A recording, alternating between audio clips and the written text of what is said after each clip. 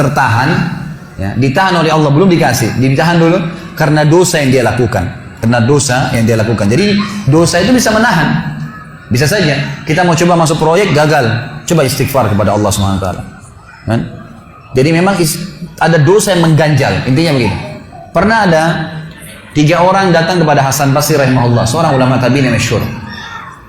Datang 3 orang ini, dan Hasan Basri ini juga terkenal dengan kesolehannya. Kalau ngomong selalu surga, neraka, rahmat dan taubat dan azab. Itu saja berputar perkataannya Hasan Basri rahimahullah. Jadi orang sering datang ke rumahnya minta nasihat. Ada 3 orang datang satu hari antri di rumahnya. Yang satu masuk mengatakan, wahai imam, wahai kiai, wahai ustaz, saya sudah lama menikah dengan istri saya ini, tapi belum dapat anak. Sudah 10 tahun nikah nggak dapat anak. Kami sudah ikhtiar ke tabib ini, minum itu, tapi belum juga Allah takdirkan. Apa saran Anda? Maka kata Hasan Basri, perbanyak istighfar. Perbanyak ya, bukan kerjakan istighfar, perbanyak. Terus lisanmu astagfirullah wa atubu ilaih, astagfirullah terus diucapin. Jangan berhenti. Gitu. Maka kemudian keluar orang tersebut. Masuk orang kedua mengatakan, wahai imam, saya sudah lama kena penyakit di perut saya, sakit terus. Kalau sakit saya sampai nggak bisa tahan, rasanya pengen mati saja kena sakitnya. Sudah coba berobat ke sana sini nggak sembuh-sembuh. Apa saran Anda? Kata Hasan Basri, perbanyak istighfar. Perbanyak istighfar. Amalin, pulang. Datang orang ketiga mengatakan, wahai imam, saya sudah lama bekerja banting tulang. Mayoritas waktu saya sehari kerja keras, tapi saya tidak pernah kaya seperti fulan. Ditunjuk orang kaya di kota itu, di kota Basra, di Irak. Apa saran Anda? Kata Hasan Basri, perbanyak istighfar. Pulanglah 3 orang ini.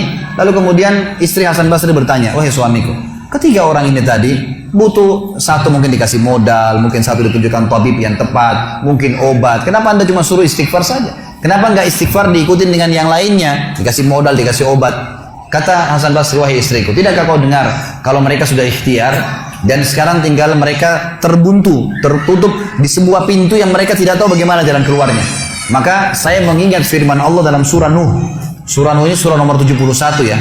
Ayatnya ayat 10 sampai ayat 12. Nabi Nuh alaihissalam berkata kepada kaumnya tentang istighfar.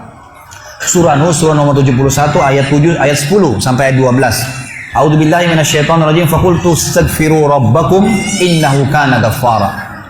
Yursilis samaa'a 'alaikum midrara wa yumditkum bi amwalin wa banin wa yaj'al lakum jannatin wa yaj'al lakum anhara.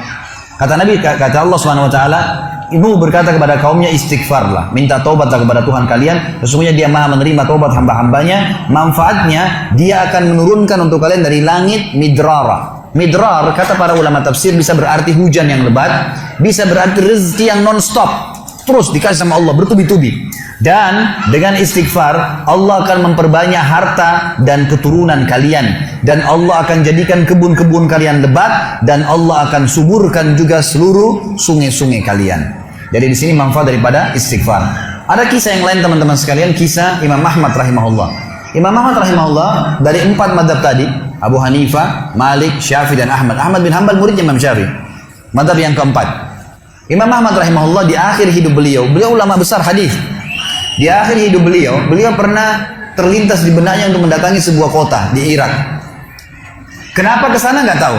Pokoknya pengen ke sana gitu. Imam Ahmad pergi ke sana. Tiba di kota itu, tapi saya tidak temukan dalam riwayat ini kota apa yang dimaksud. Tiba di kota itu, Imam Ahmad tiba azan maghrib. Lihat masjid, ada satu masjid, masuk masjid itu sholat berjamaah. Orang nggak tahu dia, karena zaman dulu orang tidak ada foto. Tidak tahu lihat bagaimana wajah siapa orang ini, nggak kenal. Habis sholat maghrib, Imam Ahmad duduk sedikit baca Al-Quran. Azan Isya dia ikut sholat. Selesai Isya, Imam Ahmad pergi ke pojok masjid, mau geletak tidur. Marbot masjidnya datang, dekatin. Wahai syekh, syekh ini dalam bahasa Arab 3 artinya. Bisa hal ada 3. Bisa orang tua, syekh. Bisa orang alim, bisa orang kaya. Jadi tidak selamanya kalau antum dipanggil di Saudi syekh dianggap orang alim. Bisa saja orang tua, gitu kan. Dipanggil, hai syekh, orang tua maksudnya. Ngapain anda di sini? Kata Imam Ahmad, saya musafir, nggak kenal orang siapapun di kota ini. Besok pagi saya mau pergi, nggak ada tempat nginap, saya mau nginap di sini. Karena zaman dulu nggak ada penginapan kayak kita sekarang, banyak hotel segala gitu. Kata marbotnya nggak bisa, masjid nggak boleh tidur. Kata Imam Ahmad, saya didorong-dorong keluar dari masjid. Orang ini nggak tahu kalau ini Imam Ahmad, kalau tahu mungkin diundang ke rumahnya. Tapi ini marbot, masya Allah, istiqamah nih gitu. Keluar dari masjid, ditutup pintu masjid sama dia. Imam Ahmad lihat orang yang sudah pergi, Imam Ahmad lihat ada teras masjid, tidur di teras masjid. Balik lagi marbotnya. Wahai syekh, ngapain sini? musafir, mau tidur, nggak ada tempat nginap, nggak bisa sih. Teras pun nggak boleh, peraturan. Ini saya bilang tadi istiqomah luar biasa nih. Imam Ahmad bilang saya didorong-dorong ke jalanan, dorong ke jalanan. Waktu saya lagi didorong ke jalanan, ternyata masjid bersebelahan dengan kios penjual roti. Ada satu orang menjual roti di sebelah masjid. Lalu dia mengatakan, Syekh, dipanggil Imam Ahmad, silakan ke tempat saya. Imam Ahmad pun datang. Dia bilang, saya punya rumah tidak jauh dari sini, ini kios saya, ada ruangan tempat tidur saya. Silakan Anda pakai nginap, besok Anda mau pulang silakan. Kata Imam Ahmad menceritakan tentang keadaan dia dengan penjual roti ini. Dia bilang, ada satu perilaku penjual roti ini yang unik. Imam Ahmad tertarik dengan itu. Dia bilang, setiap kali orang ini pecahin telur, ngambil terigu, ngambil garam, itu sambil astagfirullah wa atubu ilaih, astagfirullah wa atubu ilaih. Terus lisannya nggak pernah berhenti nih, astagfirullah wa atubu ilaih, kecuali Imam Ahmad bilang saya ajak ngomong atau dia bertanya pada saya. Kalau berhenti, istighfar lagi. Selalu begitu. Kata Imam Ahmad, saya bertanya, sudah berapa lama kau amalkan nih?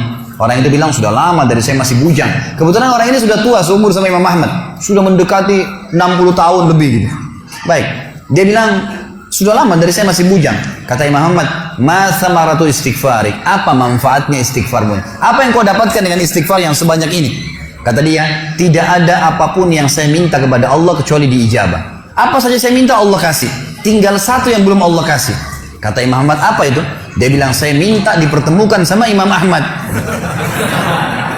Lah ya, kisah nyata. Imam Ahmad mengatakan, Allahu Akbar, istighfarmu lah yang membuat saya datang ke kota ini, tidak tahu kenapa. Istighfarmu yang membuat marbot masjid mendorong-dorong saya keluar masjid. Istighfarmu yang mendatangkan saya ke tempat ini, tempat praktek ke rumahmu. Karena saya adalah Ahmad bin Hanbal. Saya adalah Ahmad ibn Hanbal. Bagaimana istighfar teman-teman sekalian mendatangkan rezeki yang luar biasa. Permintaan apapun didatangkan. Seorang alim ulama biasa didatangin, ini malah didatangkan sama Allah ke tempat orang ini karena istighfarnya. Jadi memperbanyak istighfar manfaatnya sangat besar. Hadis Bukhari kata Nabi SAW, siapa yang mulazamah selalu istighfar, Allah akan jadikan jalan keluar dari masalahnya dan Allah akan berikan rezeki dari tempat tidak disangka.